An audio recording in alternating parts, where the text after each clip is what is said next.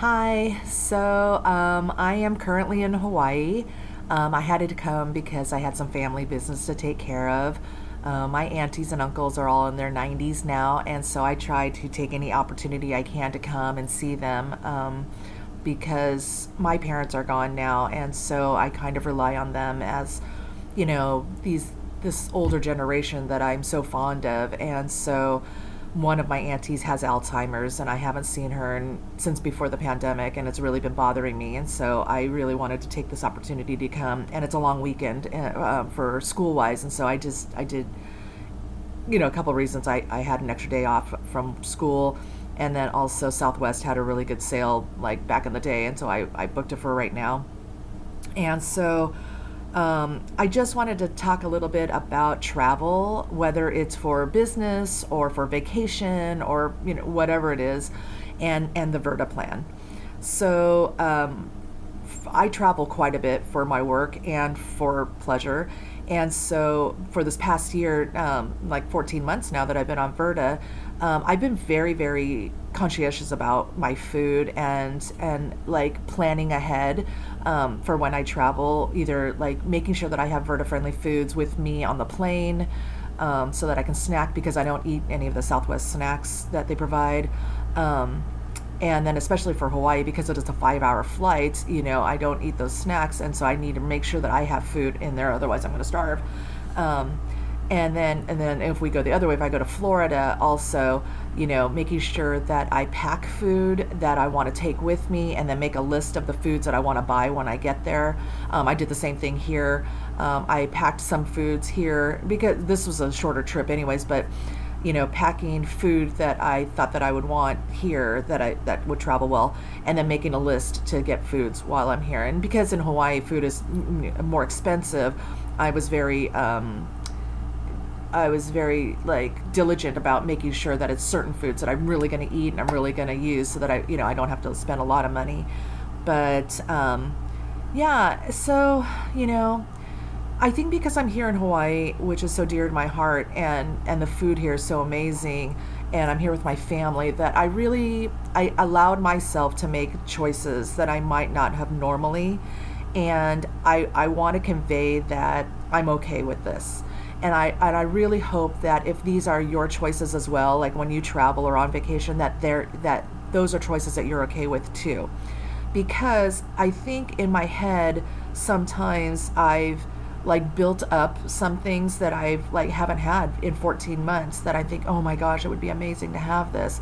And a couple of things, 2 days I've been here so far, I've eaten out with some family and some friends, and I had definitely had non-Verta friendly foods, and they weren't as great as I remembered them. And I think it might be because my taste has changed or my body has changed, but or maybe I just built it up in my head more than it was.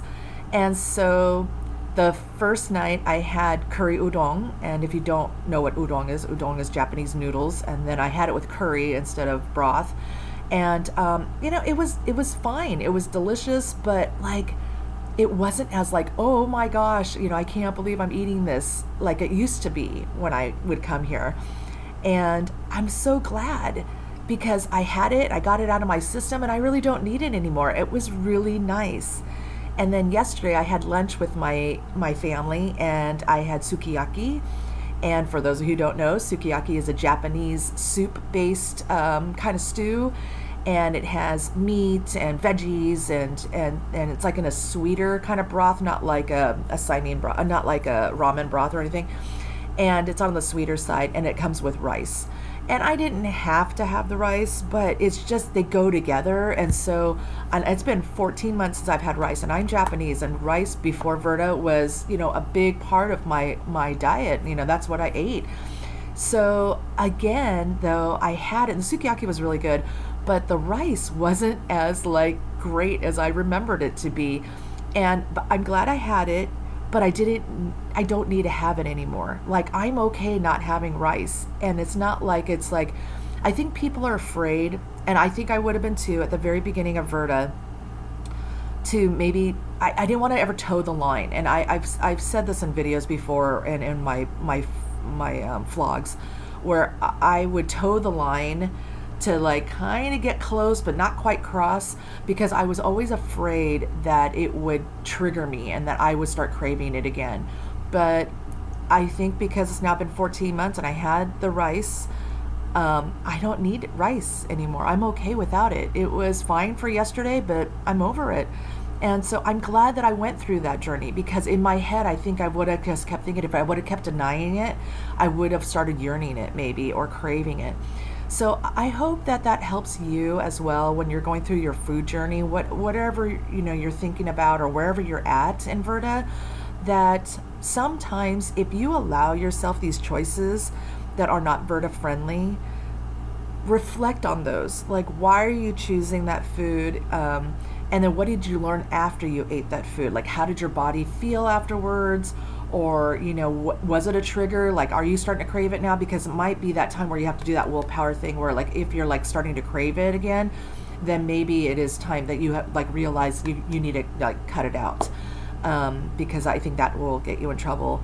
But yeah, instantly, these 2 days that I've been here, I can feel I'm a little bit swollen. It is humid here too, but I feel a little bit swollen. I can feel like the inflammatory, like in my knee, my left knee. If I eat anti-inflammatory foods, I instantly feel it. But if I eat foods that have cause me some pains, like soybean oil, canola oil, things like that.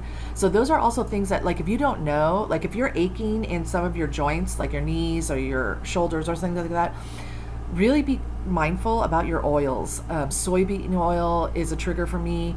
Canola oil, vegetable oil, those are oils that really like hurt my joints. And as soon as I stop eating foods with that, especially if I'm cooking by myself and I know like what oils I'm using, I can tell instantly. Like when I wake up in the morning and I can get up and walk around without like having to warm up my legs because they're so achy, I know that I ate pretty well. But yeah, so since this morning when I woke up, I went for a long walk. Yesterday I went for a run. Today I went for a long walk, but I could feel it in my knee because I ate food yesterday that wasn't so healthy. But I hope that this helps you. That we all go through these things, and we have to make these choices for ourselves, and that I learned from my choices, and I hope that you can too. And yeah, just being more mindful about food, and it's kind of sucky that we do have to kind of think about food a lot, but I think that if it helps us to be successful, then it's worth it. If you're a planner like I am, then it's not such a big deal. So I literally do. I plan the food that I want to carry on with me, and then I plan the food that I buy. And because food is expensive here in Hawaii, I don't go all crazy, but I do be mindful about what am I going to buy, and am I really going to eat it before I leave, and then is it worth the price that I'm going to pay. So yeah, I'm happy I'm here, and I plan to come back here again this year, and yeah, I hope that helping you to plan your vacation or your trips outside of your home will help you to make food choices that you'll be happy with. Thanks.